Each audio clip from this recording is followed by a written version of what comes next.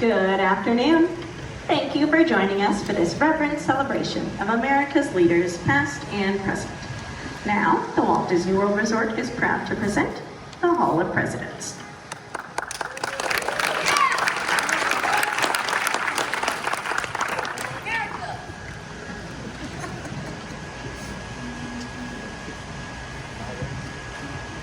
This program is dedicated to the memory of Walt Disney. In 1971, his love for America inspired the creation of the Hall of Presidents, a place to celebrate the optimism and goodwill he saw at the heart of the American story. Walt's vision was to honor the nation by honoring the American presidency.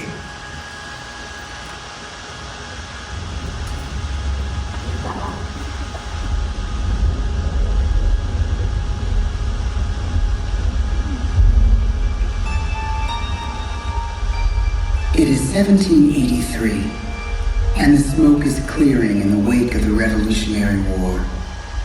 Over the course of 8 grinding years, General George Washington has led a force of shopkeepers, farmers, and Native American allies to victory over the greatest military power in the world. A new nation has been born, independent and free. The founders must form a national government. In 1787, through months of passionate debate, they create a written constitution. For the country's highest office, they imagine something new in the history of the world. A leader not born to power like a king or queen. A leader who has not seized power through conquest. A leader not separate from the people, but elected by the people. From among the people. We, the people. This is a new idea, an American idea. The idea of a president.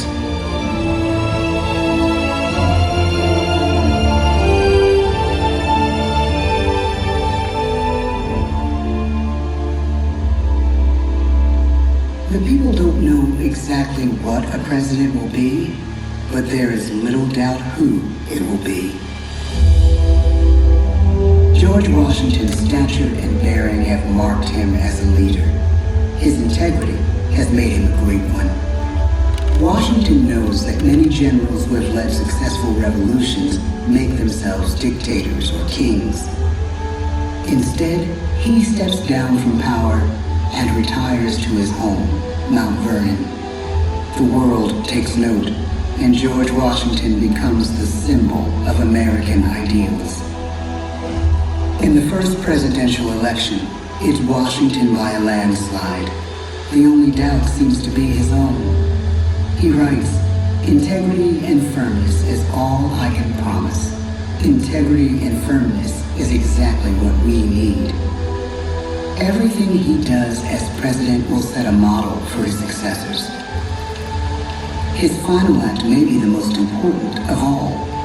After 2 terms, with no term limit in the Constitution and amid overwhelming support to stay in office, he steps down once again and hands power back to the people.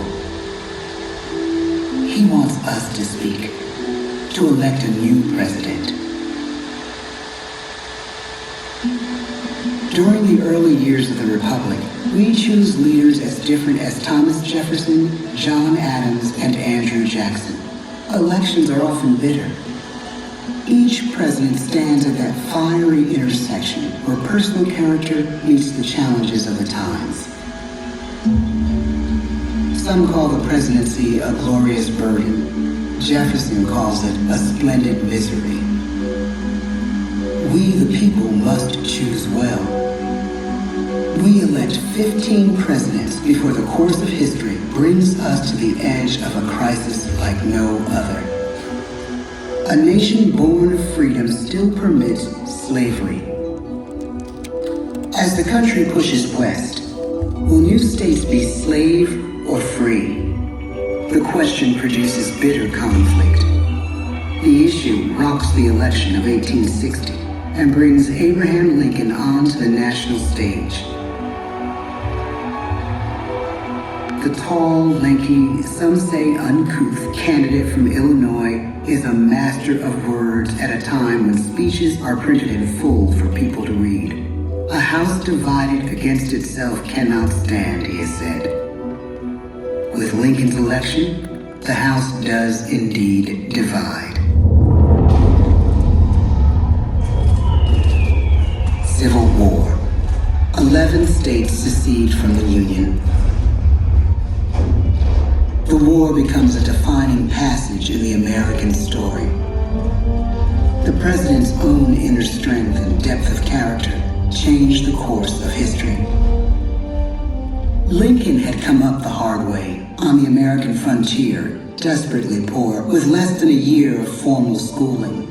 His early years were scarred by tragedy, the death of his mother, his sister, his first love. He struggles with depression, but never loses his determination to rise above it. He once said he's driven by a desire to leave the world a little better place for having lived in it. The war rages. Lincoln fights to preserve the Union and end slavery. Neither is a sure thing. At Gettysburg, Pennsylvania, 6 months after one of the bloodiest battles of the war, the president dedicates a cemetery to the thousands of soldiers who died there, in words we can never forget.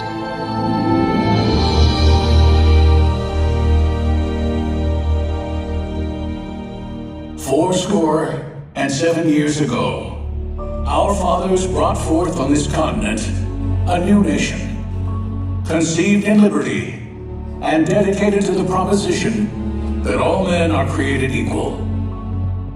Now we are engaged in a great civil war, testing whether that nation or any nation so conceived and so dedicated can long endure. We are met on a great battlefield of that war. We have come to dedicate a portion of that field as a final resting place for those who here gave their lives that that nation might live. It is altogether fitting and proper that we should do this. But in a larger sense, we cannot dedicate, we cannot consecrate, we cannot hallow this ground. The brave men, living and dead, who struggled here, have consecrated it far above our poor power to add or detract. The world will little note, nor long remember what we say here, but it can never forget what they did here. It is for us, the living, rather, to be dedicated here to the unfinished work which they who fought here have thus far so nobly advanced. It is rather for us to be here dedicated to the great task remaining before us, that from these honored dead we take increased devotion to that cause for which they gave the last full measure of devotion. That we here highly resolve that these dead shall not have died in vain, that this nation, under God, shall have a new birth of freedom, and the government of the people, by the people, for the people, shall not perish from the earth. The blood of over 500,000 Americans is spilled in this Civil War.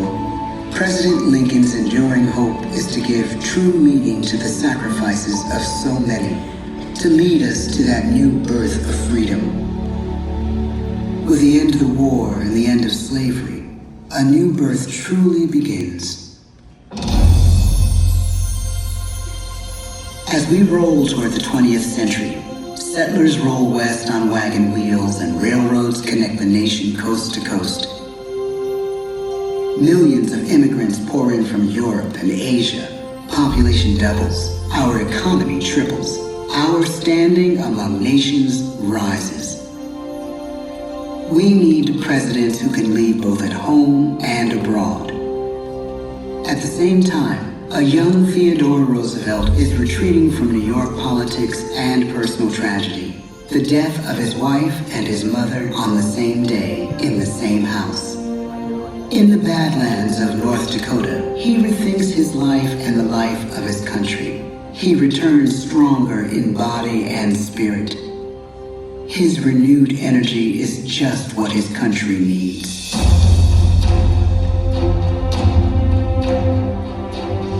American industry is booming, but social tensions are rising. A progressive movement is bubbling up, pushing for change, and change is needed in the working and living conditions in cities. The gap widens between rich and poor. The demand for change grows stronger.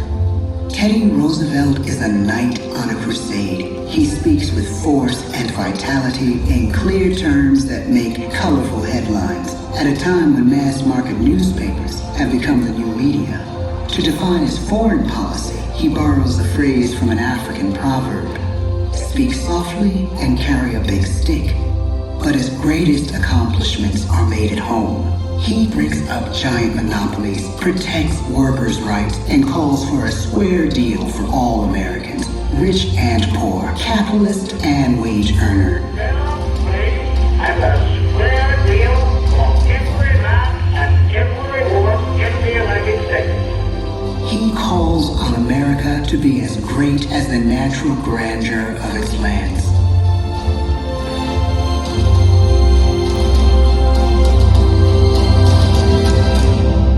Keep your eyes on the stars and your feet on the ground, he tells us. And we do.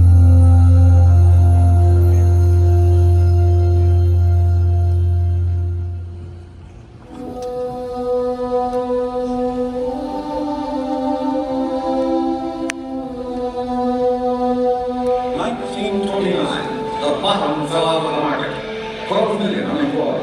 The bread lines and the soup. The results of the 1932 election now appear. When we elect our 32nd president, it is the worst of times.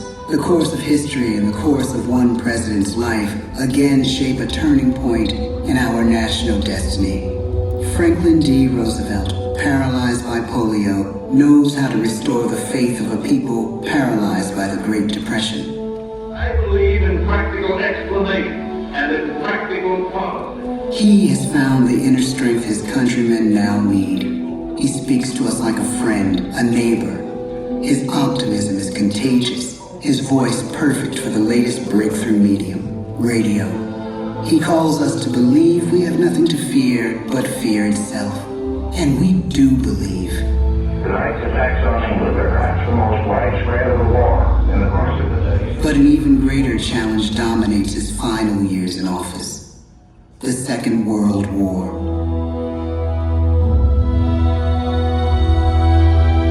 We must be the great arsenal of democracy. This is an emergency as serious as war itself. We stun the world with our production. When bombs fall on U.S. troops in Pearl Harbor, he calls us to fight on the war front and sacrifice on the home front.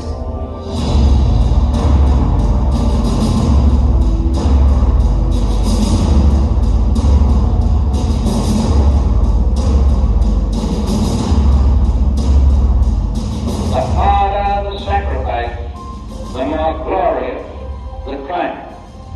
So spoke America in the year 1776. So speak Americans today. The world changes. The country changes. And yet, in one sense, what we need most from our presidents has never changed. A guiding vision that calls forth the best that America can be. Will outer space be developed for the benefit of all mankind? Or will it become another focus for the arms race? The choice is urgent, and it is ours to make. Ask not what your country can do for you. Ask what you can do for your country. But really, it's all of us who must overcome the crippling legacy of bigotry and injustice. And we shall overcome. Dans les rues fact, President Sadat and Prime Minister Begin are signing tonight is entitled A Framework for Peace in the Middle East. Mr. Gorbachev, tear down this wall. You have lost too much, but you have certainly not lost America. I can hear you. The rest of the world hears you. Loving this country requires the willingness to speak out for what is right, to shake up the status quo. That's America. Our presidency is no longer just an idea. It is an idea with a proud history. Ladies and gentlemen, the presidents of the United States of America.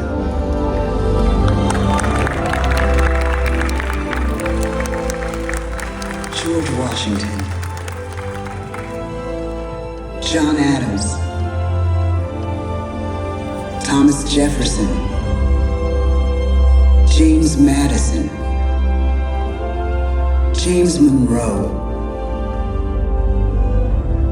John Quincy Adams, Andrew Jackson, Martin Van Buren, William Henry Harrison, John Tyler, James K. Polk, Zachary Taylor, Millard Fillmore, Franklin Pierce, James Buchanan, Abraham Lincoln,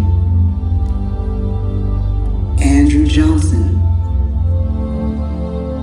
Ulysses S. Grant, Rutherford B. Hayes, James A. Garfield, Chester A. Arthur, Grover Cleveland, Benjamin Harrison, William McKinley, Theodore Roosevelt,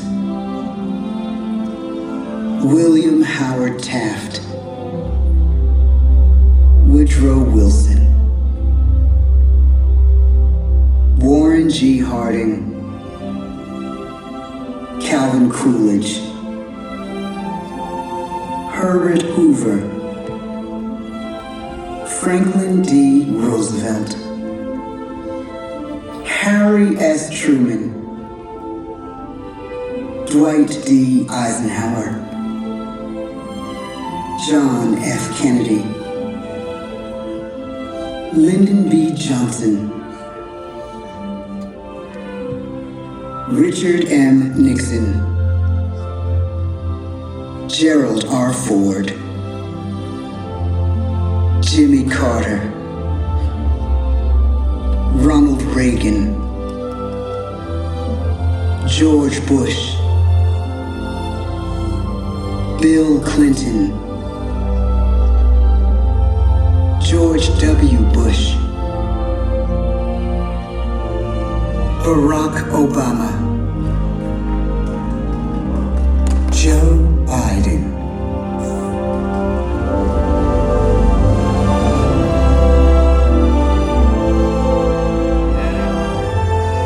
And now we come to the present. Once again, we place our trust in the idea of a president, as we have from the beginning. My fellow citizens, no event could have filled me with greater anxieties than that notification on the 14th day of April, 1789, that you had selected me to lead our nation. But it was with the confidence of my fellow citizens that I took an oath.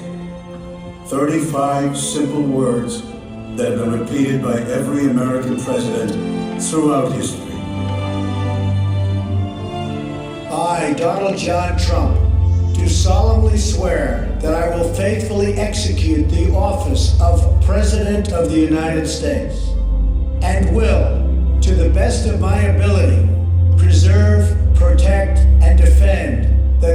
Constitution of the United States. So help me God. The presidency of the United States is a role an office entrusted to each president like us, we the people. Therein lies the genius of that new idea, now over 200 years old. A new idea our presidents have turned into a great American idea again and again.